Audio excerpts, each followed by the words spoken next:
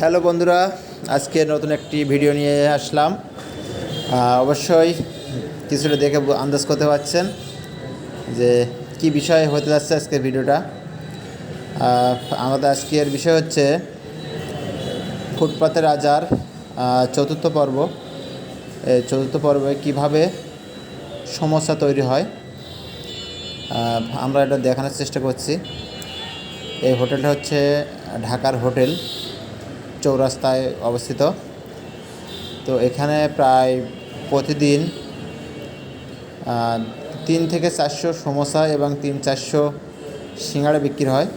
এবং যেহেতু ব্যস্ততম শহর চৌরাস্তা, তো এখানে সমোসাগুলো তৈরি করা হয় ভোর রাত্রে, যাতে সকাল হলেই সার্ভিসটা দিতে পারে। তো এটা নিয়ে কারিগরের সাথে টুকটাক অনেক কথা চলছিল। এখন বাজে হচ্ছে রাতে 3টা 20। তো এখানে অনেক কিছু মশলা দেওয়া হয়েছে। এরপর হচ্ছে এখানে আছে পাতাকপি আছে, তারপর গাজর আছে, ডিম আছে, আর পেঁয়াজ তো অবশ্যই আছে।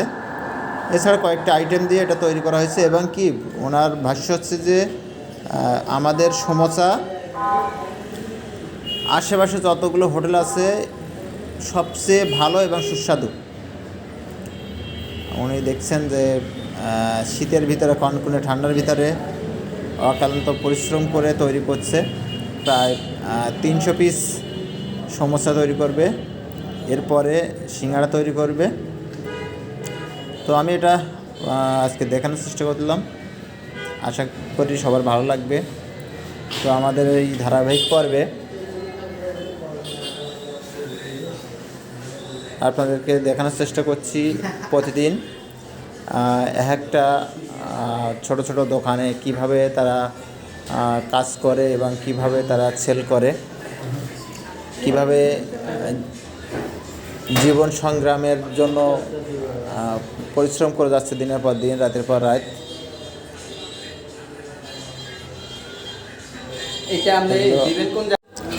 বন্ধুরা, 1 প্লেট সমোসা দেখতে দেখতে প্রায় 250 সমোসা তৈরি শেষ।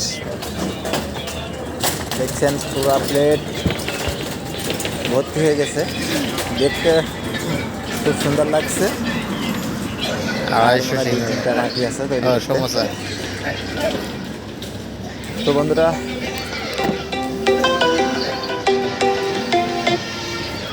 আজকে এই পর্যন্ত। সবাই ভালো থাকবেন, সবাই 2টা কামনা করছি। আজকের মতো লাসাও শেষ, এখানে বিদায় নিচ্ছি।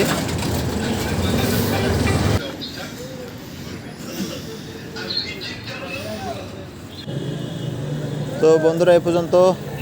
আগামীতে দেখা হবে অন্য কোনো ভিডিও নিয়ে। ধন্যবাদ সবাই।